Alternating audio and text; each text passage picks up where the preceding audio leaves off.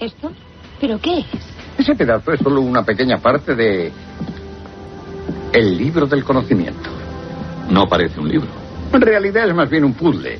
Es una puerta cósmica al lado de la cual el santo grial resulta insignificante. Poco antes de la desaparición de la Atlántida, los grandes sacerdotes utilizaron una nave para descender a un volcán. ¿Les suena de algo? La mitología cuenta que los sacerdotes construyeron en el interior de la Tierra la biblioteca de la Atlántida. ¿Una biblioteca? Probablemente destruida. Lo que vimos eran solo unas cuantas piezas de rompecabezas. Es una especie de circuito espiritual. Contiene una energía mística que podría iluminar la humanidad. Pero si cayera en malas manos, podría ser una fuente de poder diabólico. Podría esclavizar a la raza humana para siempre. ¿Cuántas piezas de esas existen? Es imposible saberlo a menos que se reúnan todas. Están basadas en una tecnología que no existe. O mejor dicho, que existió una vez y que se perdió. Es un punto de cruce. El puente desde este mundo con su conocimiento limitado al siguiente. La mitología cuenta que los sacerdotes construyeron una biblioteca, una especie de circuito espiritual, de energía mística, que podía transformar, iluminando a la humanidad. Fue creada por una civilización hoy extinguida. Era una especie de punto de cruce, un puente entre este mundo con su conocimiento limitado y el otro. Solo faltaban las pruebas, las evidencias para creer en la leyenda, en la mitología.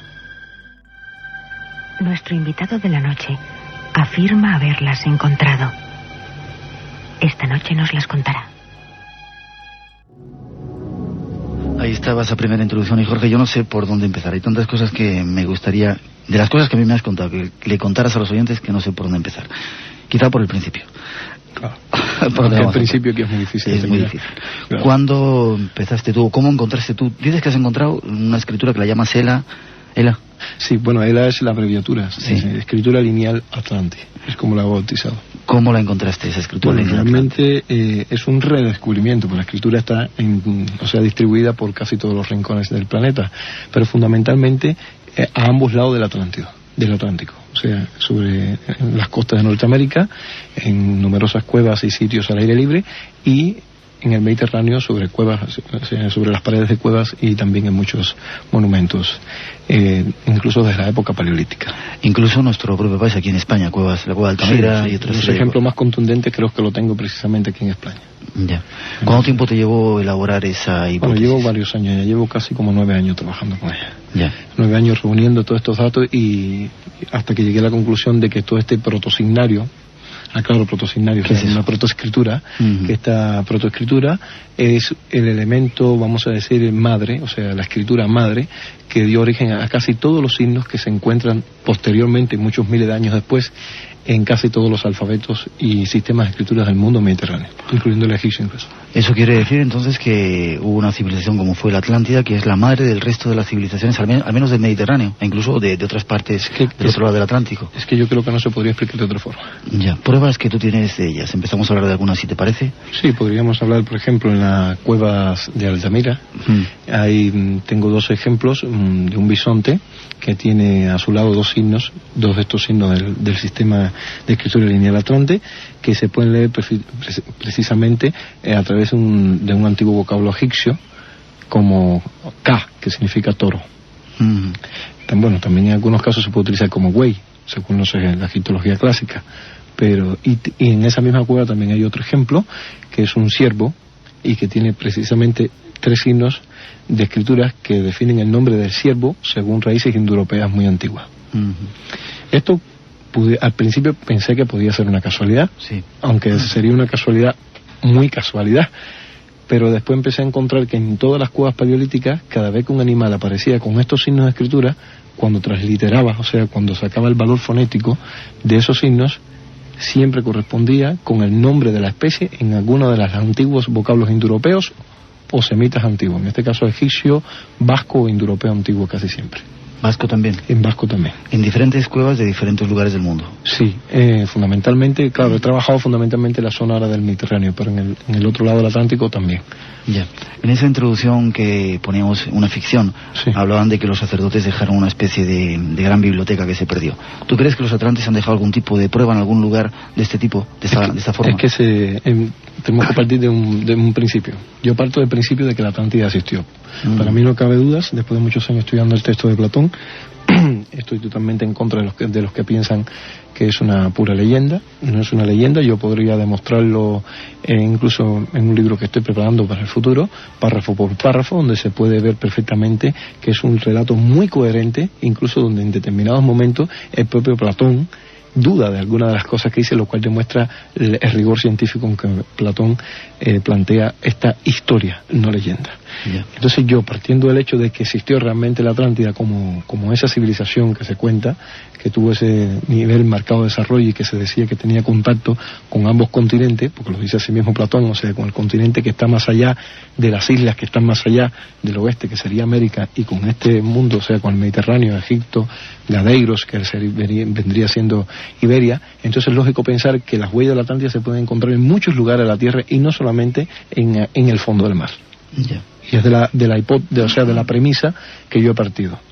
Entonces yo, como soy fundamentalmente escritólogo, aunque estudié arqueología y antropología, fundamentalmente, o sea, para que la redundancia, soy escritólogo, o sea, estoy más preparado para estudiar y reconocer y descifrar las escrituras antiguas. Pensé que las evidencias deberíamos empezar a buscarlas primero por las inscripciones, porque una civilización como la Atlántida tuvo que haber dejado inscripciones. ¿Encontraste alguna?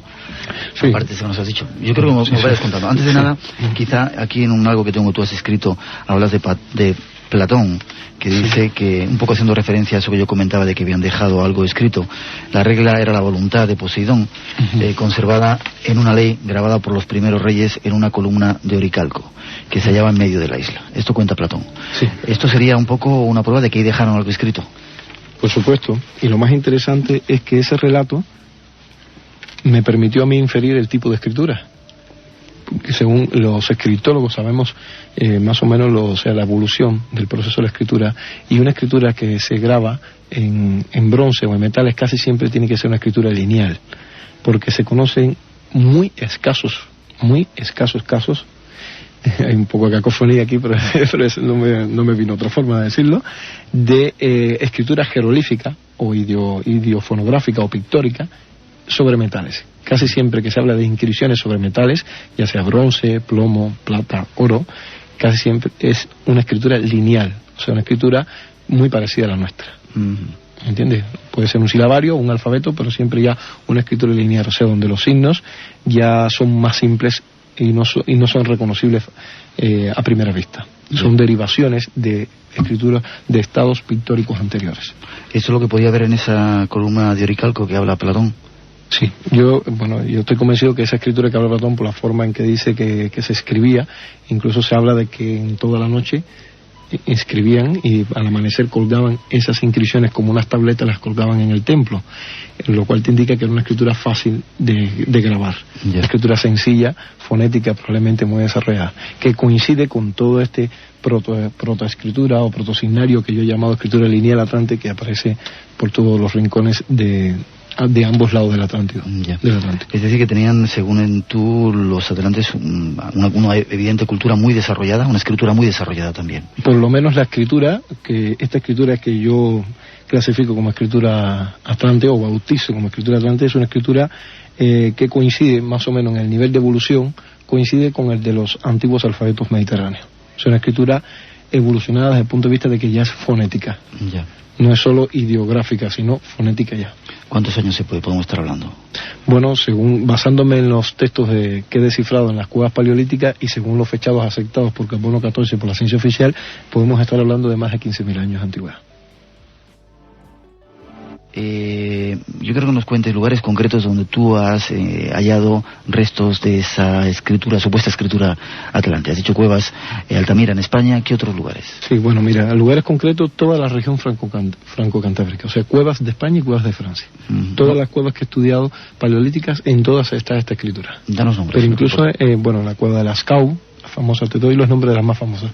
Cueva de Lascaux, la cueva del Altamira, la cueva del Pindal, de aquí en España, la cueva de Tito Bustillo, creo que se llama, también de aquí de España, Y bueno, y de Francia, bueno, una serie de cuevas que ahora no recuerdo bien el nombre, que se me pega menos, pero bueno, he estudiado aproximadamente, bueno, casi todas las clásicas cuevas del arte rupestre paleolítico, me han llamado arte rupestre, pero después diré, eso es otra complicación, más bien sería dibujo rupestre o escritura rupestre o mensajes rupestres. Y entonces en todas estas cuevas que he estudiado aparecen siempre estos signos de escrituras asociados a animales, definiendo el concepto del propio animal o incluso narrando la escena que se ve o que se puede interpretar. Pongo un ejemplo en una cueva de Lascaux donde se ve un toro que está como copulando a una vaca, pues se lee precisamente en raíces egipcias arcaicas, se puede leer el toro copulando la vaca. ¿En raíces egipcias? Sí, en raíces egipcias antiguas. Es que lo más interesante es que la mayoría de las palabras se pueden leer, cuando no es en vocablo egipcio, es en vasco o es indoeuropeo antiguo, lo cual te demuestra que estamos ante la presencia de una lengua madre. Yeah. O sea, una lengua, la única explicación que puede haber de un pueblo que utiliza un sistema de escritura y que escribe en una lengua donde se pueden reconocer raíces egipcias, raíces vascas y raíces indoeuropeas, es que es una lengua madre que dio origen a todas estas lenguas. Esta teoría de la monogenética, o sea, del origen de la lengua, a partir de una gran lengua madre, es una teoría que hoy en día está cobrando mucha fuerza, incluso dentro del plano de la ciencia oficial. Está cobrando mucha fuerza y hay muchos científicos a nivel internacional que están defendiendo esta teoría, ya está apareciendo en algunas enciclopedias ya, de que tuvo que haber existido una gran lengua madre que dio origen a todos los grupos lingüísticos que hoy conocemos, a todas las familias, mejor dicho. Has hablado de lugares en Europa. ¿En qué otros lugares has encontrado pruebas al otro lado del Atlántico de esta? En Estados Unidos, en México, Si no te importa decirnos lugares concretos. Bueno, es que los lugares concretos ya es un poco más difícil, ¿no? Por ejemplo, vamos a ver, es que en muchos de estos casos lo he trabajado sobre piezas que están en museos. ¿Entiendes? También está el caso, por ejemplo, en Brasil, al norte de Brasil, de la famosa piedra del Ingá, una piedra que desde principios, a mediados del siglo XVI, fue descubierta por un explorador portugués, de apellido Coelho, si no mal no recuerdo, y entonces esta piedra enorme está llena de una escritura de signos, una escritura jeroglífica, o sea, ya no lineal, fíjate, sería evolutivamente más antigua que esta escritura lineal atlante, pero que resulta que yo he descubierto que todos esos signos que están en esa piedra son la evolución, o sea, el signo antecedente pictórico a los mismos signos lineales atlantes que ya yo había descubierto anteriormente. Yeah. Lo cual indicaría que aquella escritura que aparece en la piedra de Ingá sería la escritura jeroglífica o pictórica que utilizaron los atlantes antes de evolucionar en la escritura lineal, esta que sería la de las últimas etapas del hundimiento de Poseidones. Curioso. ¿Te parece que vayamos avanzando? Sí. Vamos con la segunda introducción de nuestro programa que nos va a llevar hasta Egipto y esas otras civilizaciones en Centroamérica. Guiados por el Dr. Zink, los buceadores se mueven por las aguas de apenas 5 metros de profundidad y por fin alcanzan la carretera. Esto, según algunos estudiosos, es un fragmento de la civilización atlántida de la que tanto Egipto como las culturas precolombinas de Centroamérica aprendieron el arte de construir pirámides. Los que están convencidos de que la carretera es obra de constructores megalíticos de tiempos remotos, sostienen que solamente el trabajo de seres humanos altamente cualificados podría haber cincelado los bordes de estas piedras de 15 toneladas y ensamblarlas en forma de pavimento, ya que no tienen relación natural alguna con el lecho de roca. Sin embargo, eran las pruebas de los arqueólogos, los mudos restos de piedra sumergidos bajo las aguas. Hablan los posibles restos de esa civilización que era la Atlántida. Y según las teorías, los herederos de esa cultura fueron los egipcios y las culturas de Centroamérica. Hasta allí nos vamos ahora, a ver en su escritura las pruebas, las evidencias que pueden cambiar nuestra historia. Una escritura madre, una civilización que existió que sería la Atlántida, y algunas otras civilizaciones que recogieron parte de esa herencia, como posiblemente los egipcios. ¿Jorge? Sí. Yo creo que este es un tema que hemos hablado muchas veces en el programa, no con las pruebas quizá tan claras o contundentes como tú traes. Me gustaría que nos fueras contando las pruebas que tú has encontrado que demuestran que, por ejemplo, la Gran Pirámide no era la Gran Pirámide, lo hablamos no hace mucho tiempo con Manuel Delgado también hablando de Egipto, sino que era otra historia, pero hay además más pruebas de que demuestra que es otra cosa esa Gran Pirámide. Yo no sé si empezamos por ahí, por la Gran Pirámide o por Sí, podríamos empezar por ahí. Bueno, sería bueno hacer una introducción donde, o sea, hacer una reflexión sobre algo que es muy importante, y es que cuando Platón habla de la Atlántida, no quiero usar la palabra del mito de la Atlántida, sino de la Atlántida como hecho histórico y real, Platón cuenta que esta historia viene de los egipcios, o sea, a través de su tío, y por los sacerdotes de Sais. Lo cual te indica que los egipcios eran los que estaban más vinculados con la historia de la Atlántida. Muy bien, vamos a ir por paso.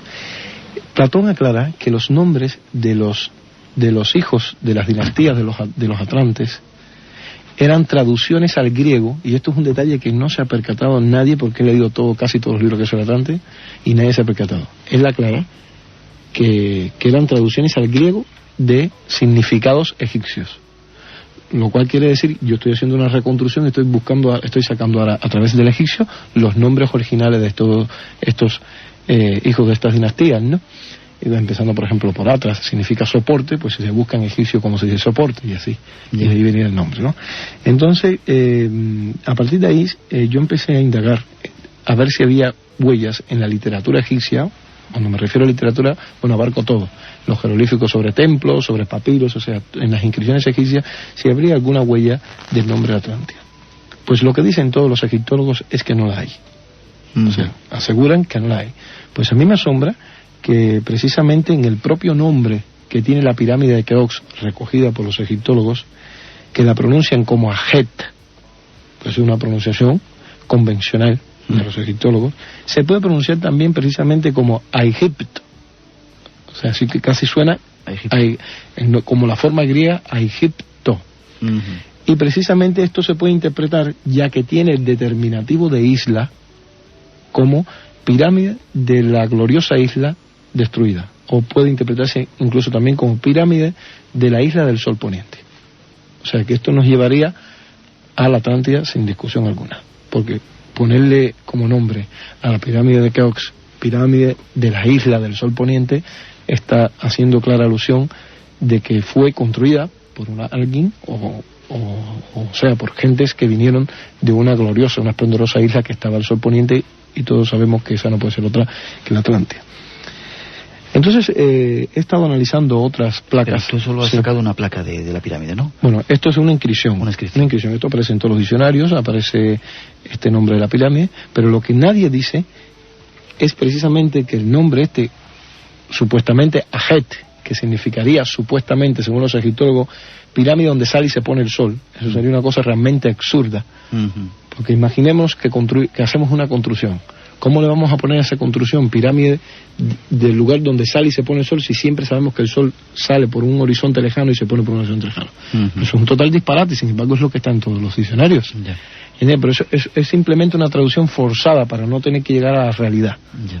¿Entiende? Que puede interpretarse es la única pirámide que en su nombre tiene un determinativo de isla. Más ninguna de todos los nombres de pirámides que se conocen tienen el determinativo de isla.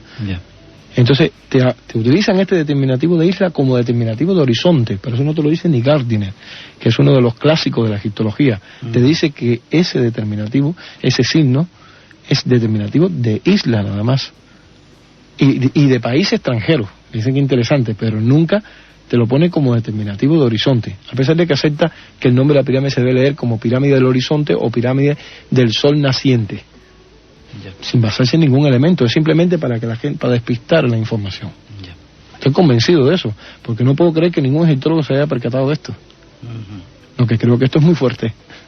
Simplemente. ¿Más datos tú has encontrado en esa? Sí, bueno, en otras placas, por ejemplo la famosa placa de Aja, hay una serie de escenas muy sugerentes donde se ven 3 barcos enormes que no tienen velas, son tipos buques modernos que vienen en dirección hacia, si miramos la placa, van en dirección a la derecha, o sea, en dirección hacia el este, ¿no? Como si vinieran del oeste, y que se puede interpretar como precisamente como gran catástrofe en el distrito del mar de Ra, de los hijos del sol, o Ra.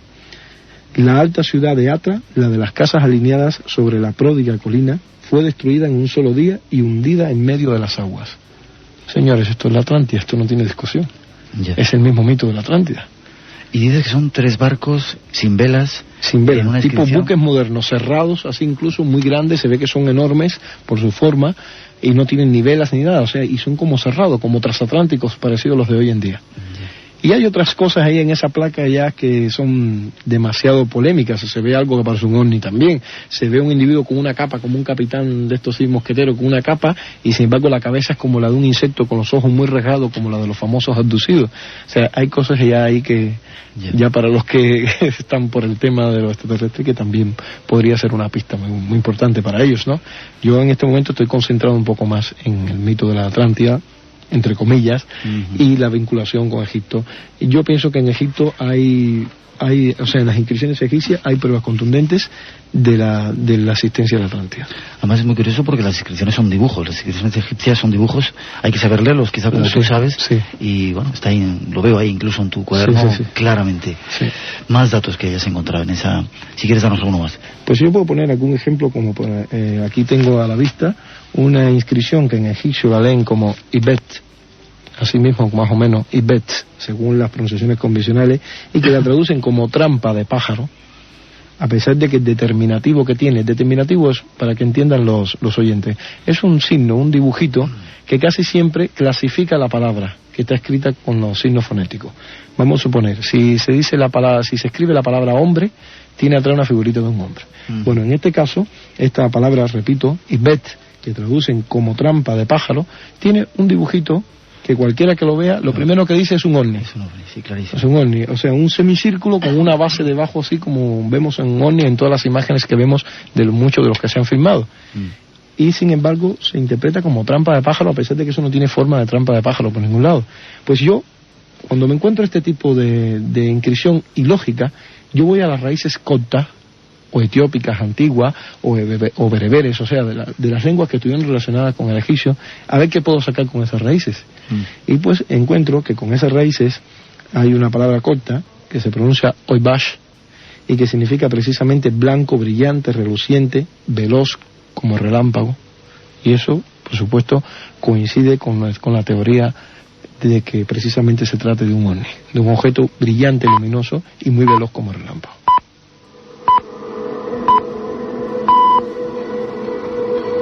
Esta noche, por desgracia, solamente podemos dar algunos datos. Yo voy a tener que hacerte fijo en el programa, Jorge, porque hay mucho que contar del asunto. Acerca de Canarias, el lugar... Bueno, mira, yo pienso que las Canarias tuvo que haber tenido alguna influencia y bastante directa con la Atlántida, puesto que la ubicación de la Atlántida, según Platón, y no hay por qué pensar en otra ubicación al sur como la del medio del Mediterráneo, era más allá de las columnas de Hércules entre ambos continentes. Entonces es lógico, si también habla Platón de que habían contactos con Egipto y con Gadeiros, que vendría siendo lo que es hoy Cádiz, es lógico pensar que también hubiera contacto con las Canarias. Yo lo que no pienso es que realmente lo que es hoy las Islas Canarias fue el resto de la isla o del continente del Atlántico como tal. Yo pienso que geológicamente se puede demostrar muy bien, y creo que está demostrado, sin duda, que las Islas Canarias formaron parte del continente africano, no de la Atlántida como tal, pero que sí tuvo contacto, sí lo creo. Y que hay evidencias en las Canarias que se pueden asociar con la Atlántida, también lo creo. Yo he visto algunas. ¿Sabes que hay pirámides que se han encontrado? Sí, yo he visto el prototipo de eso, precisamente las pirámides que aparecen en Weimar, creo que son. Weimar. Sí, en Weimar, bueno, perdón por la expresión correcta, son un tipo de pirámides que pudiéramos llamar prototipo.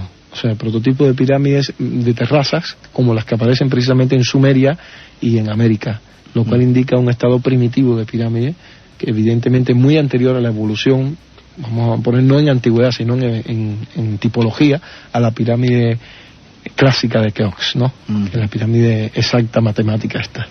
Es un caso único. No sé si decir algo que nos convence, me lo voy a callar. Haremos esa expedición y buscaremos ese lugar de la Atlántida, esas pruebas, tú dices, irrefutables. ¿Algún dato más que hayas encontrado en las escrituras egipcias que hagan referencia a la Atlántida? ¿Tienes alguno más que contarnos? Bueno, sobre la Atlántida como tal, la referencia más concreta que tengo son esas dos que dije al principio. El propio nombre de la pirámide de Keops y la placa, y esa placa de Aja, que es de finales del periodo predinástico. Y entonces, que para mí son muy contundentes. Con esas dos para mí es suficiente. Porque el escritólogo llega un momento que llega a comprender que es mucho más fiable interpretar la historia sobre lo que escribían los propios pueblos antiguos que sobre lo que pueda decir un pedazo de cerámica, que es lo que hacen los arqueólogos. No estoy menospreciando la arqueología porque yo también estudié arqueología y fui primero arqueólogo, pero precisamente por eso me siento capacitado para valorar que un epigrafista o un escritólogo, alguien que lee y traduce una inscripción de un pueblo antiguo, una civilización antigua, está más cerca de la verdad o de la reconstrucción histórica original que alguien que empiece a inferir a partir de fragmentos de objetos. Las famosas y fraudulentas inscripciones donde se lee Jufu, incluso incorrectamente, porque ya se descubrió posteriormente que Jufu no aparece en ninguno de los papiros ni en ninguna inscripciones escrito de la forma en que aparece escrita en la pirámide, sino de otra forma. Lo cual, y precisamente de la forma en que se escribió una pirámide era de la forma en que se entendía los jeroglíficos en la época en que se descubrió. O sea, que no estaba bien evolucionado ni bien desarrollada la egiptología. Pues ya está demostrado que esas inscripciones no son auténticas. Las hizo alguien precisamente para reforzar la teoría de que era de Jufu o Keops, como refieren los griegos. ¿Y por qué, Jorge, hay todo este asunto? Es decir, ¿por qué, como tú comentábamos antes, a micrófono cerrado, a mucha gente no le interesa que haya muchas personas que entiendan los jeroglíficos egipcios? ¿Por qué? ¿Y por qué los historiadores oficiales, entre comillas, no quieren enseñarnos la verdad? Bueno, yo creo que la respuesta está precisamente en... La he tenido haciendo este trabajo. Porque una vez que estás preparado para leer todas estas escrituras antiguas, sea egipcio, sumerio, fenicio, entonces también estás preparado para llegar a la fuente directa sin manipulaciones. Y puedes descubrir y percatarte de cosas que la ciencia oficial va pasando por una serie de tamices, ¿y entiende? Y lo va pasando por este tamiz, por el otro, o por censuras, como quiera llamársele, y lo va cada vez ajustando más a la realidad inventada, a una realidad inventada que ya está establecida, que no es más que eso. Y entonces por eso no se busca, de hecho nosotros somos los primeros que estamos rompiendo eso a nivel internacional. Ahora estamos en un proyecto de un primer instituto internacional para las escrituras y las lenguas antiguas, y queremos que esto llegue a todos los seres humanos. O sea, que todos, desde la simple ama de casa, a un obrero, al más riguroso científico que quiera poder estudiar todas estas lenguas y toda esta escritura, la estudia para que él se enfrente a la historia, se enfrente a través de la fuente primaria, él directamente con la fuente primaria, sin manipulaciones de ningún tipo. ¿Tú crees que a esos historiadores, a esos científicos, nos están ocultando la verdad realmente? Yo pienso que muchos de ellos sí. Porque también conozco muchos científicos que, como yo, que nos formamos en el mundo científico oficial, que han luchado contra eso y por supuesto han tenido que caer en la categoría de herejes entonces o de heterodoxos por enfrentarse a esa dictadura. Hay una cosa que es real: la arqueología y todas estas ciencias de la antigüedad no han sido democratizadas nunca. Eso es, la democratización no ha llegado nunca ni a la arqueología ni a la mayoría de las ciencias. Ahí sigue habiendo núcleos de mafias, incluso núcleos de intereses, ¿entiende?, que lo manipulan y lo controlan todo, y todo el que se vaya dentro o se vaya un poco de la línea que ellos tienen establecida es condenado. Según la Inquisición de hoy en día, que no es como la de antes, no se quema hoy en día, pero hay otros métodos de desprestigiar a la persona y todas esas cosas. Nos queda un minuto antes de casi terminar esta primera parte del programa. Hablábamos de Egipto y de otros supuestos lugares donde puede haber pruebas de la Atlántida. ¿Serían las civilizaciones centroamericanas? Sí, por supuesto. Es que tiene que haberlo si realmente, ya te digo, parto de la premisa de que existió realmente la Atlántida y estuvo como continente o como grupo de islas, que sería lo más correcto, ubicado entre ambos lados del Atlántico. Es lógico que aparezcan evidencias en ambos lados del Atlántico. ¿Tú has encontrado alguna en el otro lado del Atlántico? Bueno, he encontrado alguna de estas inscripciones en escritura lineal atlante. Por ejemplo, hay una que es muy interesante, que sí me gustaría que los oyentes la escucharan, que es un objeto, un pectoral de oro, mixteca, un pectoral de oro de la cultura mixteca, donde se ve es un monograma, o sea, se ve un supuesto dios, le llaman un dios de la muerte, algo así, pero bueno, eso lo dicen por decirlo, porque no hay nada que demuestre que dio la muerte. Pues al lado tiene un monograma compuesto por los signos de la escritura lineal atlante. Y esto lo descubrí después que ya yo había determinado el alfabeto, que es lo más interesante, o sea, la escritura lineal atlante, que se pueden leer precisamente como Astranum Ini. Y eso significa precisamente, en términos indoeuropeos antiguos, Isla Atlántida. Y el monograma, o sea, los signos de la escritura están combinados, de forma tal que producen el efecto de una isla sobre las aguas también. ¿Y eso lo encontraste? Eso está exactamente en el pectoral mixteca, que está en el Museo Es un museo de Monte Albán. Es que todavía no me grabo bien el museo. Monte Albán. Sí, de Monte Albán, en México, precisamente. Esa puede ver allí, está precisamente allí, o sea, en exposición junto con otros pectorales que también he traducido con otros más, y muy interesantes igual.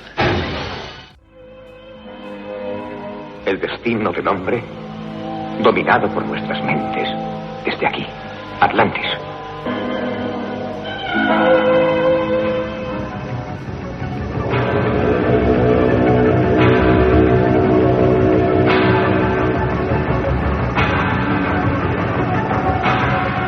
Una civilización que vino del espacio y que se refugió en las aguas de nuestros océanos. Una cultura que se extinguió en nuestro mundo primitivo. Pero antes de hacerlo regó el planeta con restos de su saber, de su tecnología, de su poder. Quizá con la secreta intención de que en un tiempo alguien lo descubriera.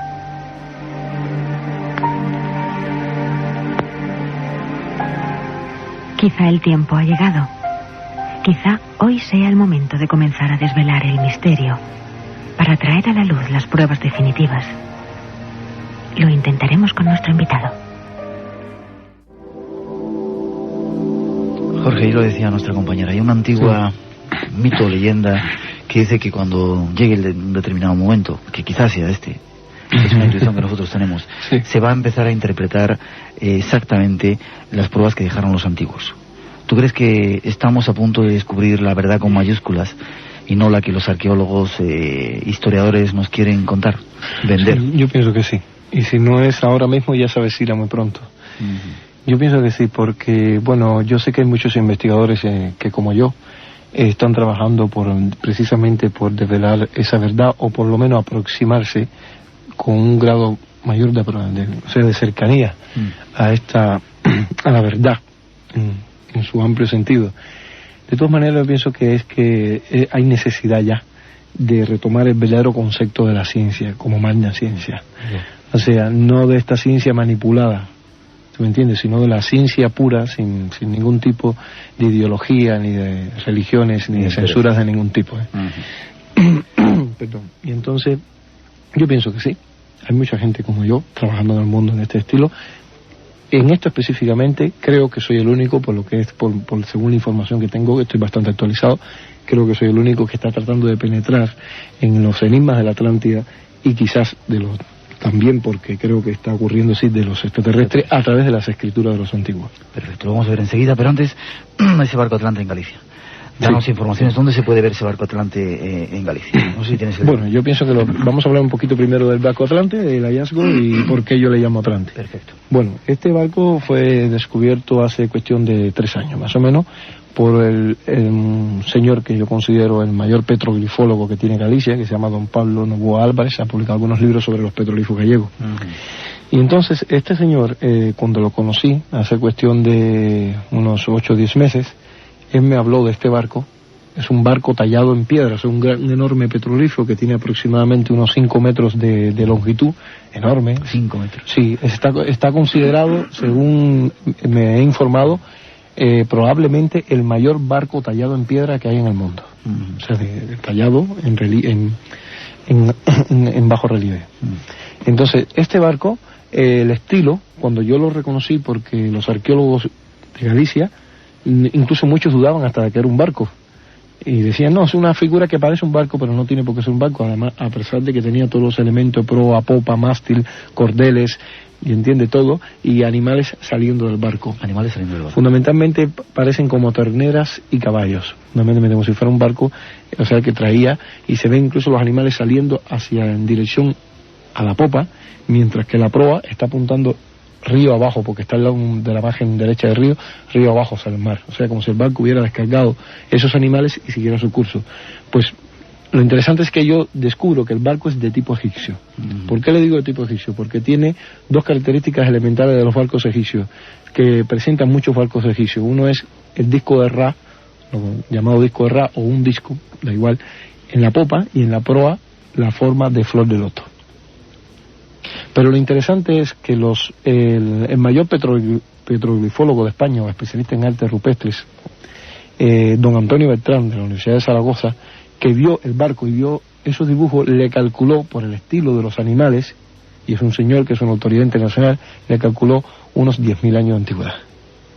Entonces, basándonos en esta datación que da este señor, que está considerado una autoridad internacional en la materia, que muy pocas veces se equivoca en esos cálculos, si este barco tiene 10.000 años de antigüedad y tiene un prototipo de barco egipcio y descargando animales y en la costa atlántica, y a mí no me queda más remedio que pensar que este sea uno de los tantos barcos que menciona Platón, que tenía flotas de miles de barcos, la Atlántida, que quedaría frente por frente prácticamente a Galicia. Y que llegó hasta Galicia y descargaba, y había comercio de animales y todo como se ve.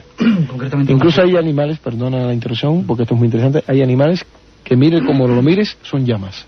Llamas sudamericanas. ¿Sí? Sí, perfectamente se ve que son llamas. ¿Dónde podemos ver Esto queda exactamente en una montaña, o sea, una loma, pero bastante cerca del mar, en Santa María de Olla, en Pontevedra.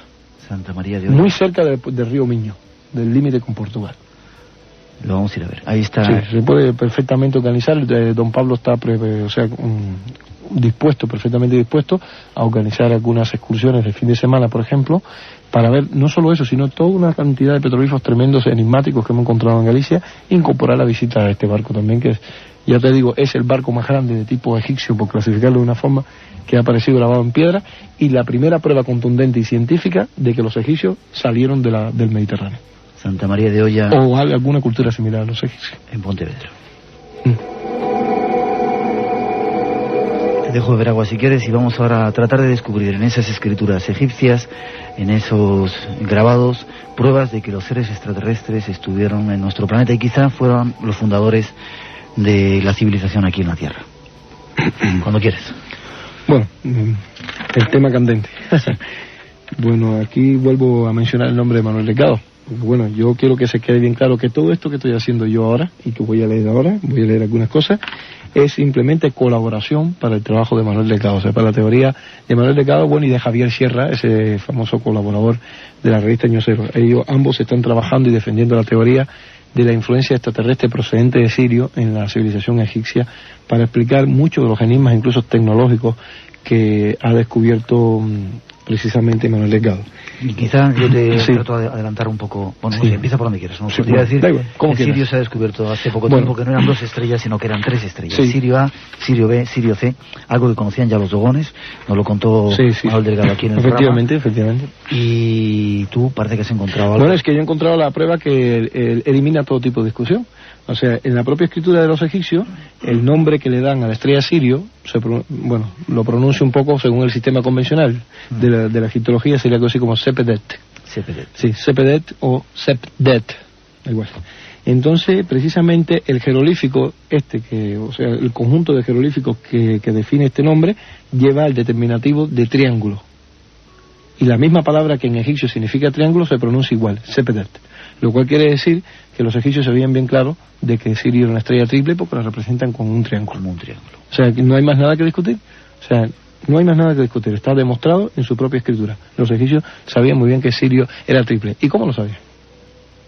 Sí, ¿cómo lo supieron? Sí, eso me lo tienes que contestar tú.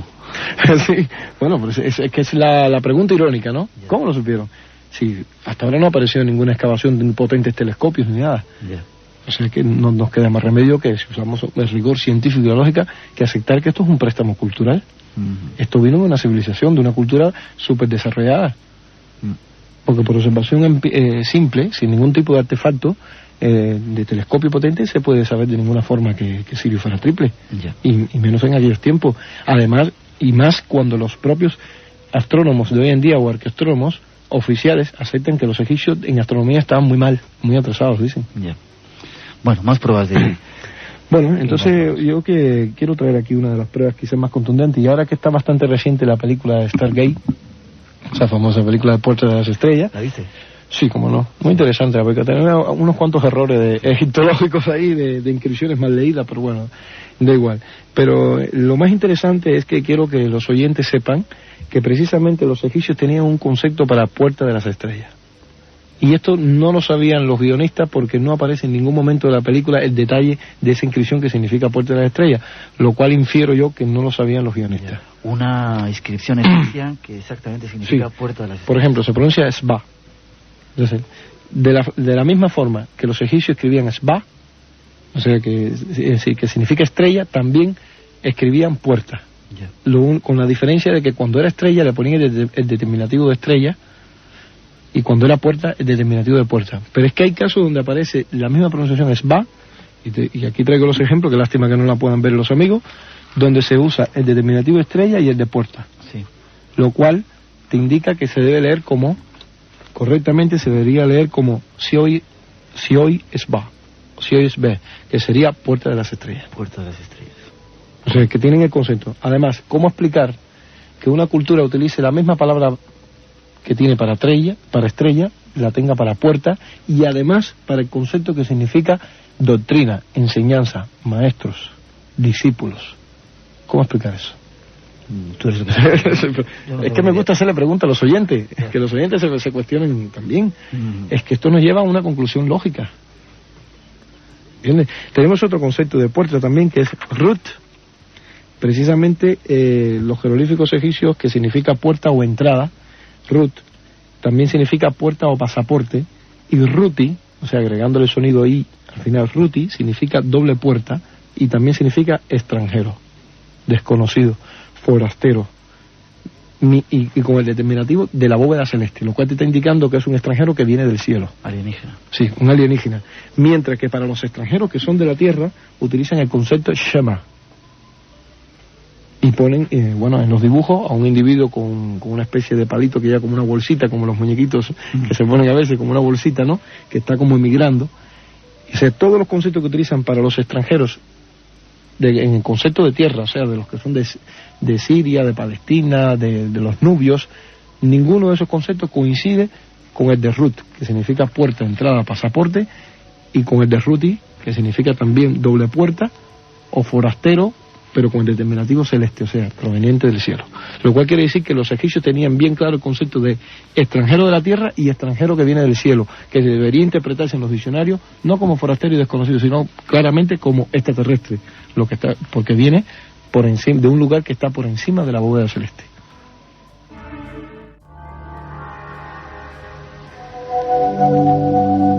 Seguimos, no te dejo beber agua porque vas a beber agua. No importa, si no la gente va a sentir glu, glu, glu. Se nos cae el agua aquí, como tú decías, los elementales, la Atlántida, es que nosotros. Claro. Más datos que hayas encontrado en esas inscripciones egipcias que vamos a poder ver allí en Egipto, algunas de ellas, para comprobar que estás diciendo la verdad, que está claro que los ovnis están ahí representados, como veo. Sí, hay objetos, evidentemente. En este caso, Manuel Delgado ha encontrado en algunos frescos egipcios y estelas. Manuel Delgado me cuenta que ha encontrado varios objetos que indiscutiblemente son ovnis por las formas que tienen, ¿no? O pueden interpretarse como ovnis, y que no hay otra explicación lógica para ellos, ¿no? He visto algunos en algún Exactamente. Yo no he tenido la oportunidad de verlos, estoy ansioso por verlos, espero verlos ahora en la excursión a Egipto, y estoy casi convencido que cuando lea los jeroglíficos que lo acompañan va a coincidir con esto que ejemplos que te he traído aquí, donde dice que es algo que vuela o brillante como un relámpago, que vuela tan rápido como un relámpago, y que estoy convencido que va a estar asociado a alguna de estos conceptos, de estas palabras que definen el término extraterrestre. Incluso hay una palabra que se pronuncia igual también, Ruti, y que tiene el determinativo de ciudad o de país, y que Wallis Budge, que fue uno de los pioneros de la egiptología, interpretaba como, en inglés, según su diccionario, alien country. O sea, sería algo así como país extranjero o alienígena, porque precisamente utilizó el término alien country y no foreign country. Lo que quiere decir que él lo interpretó como país extranjero, pero del cielo, o sea, alienígena.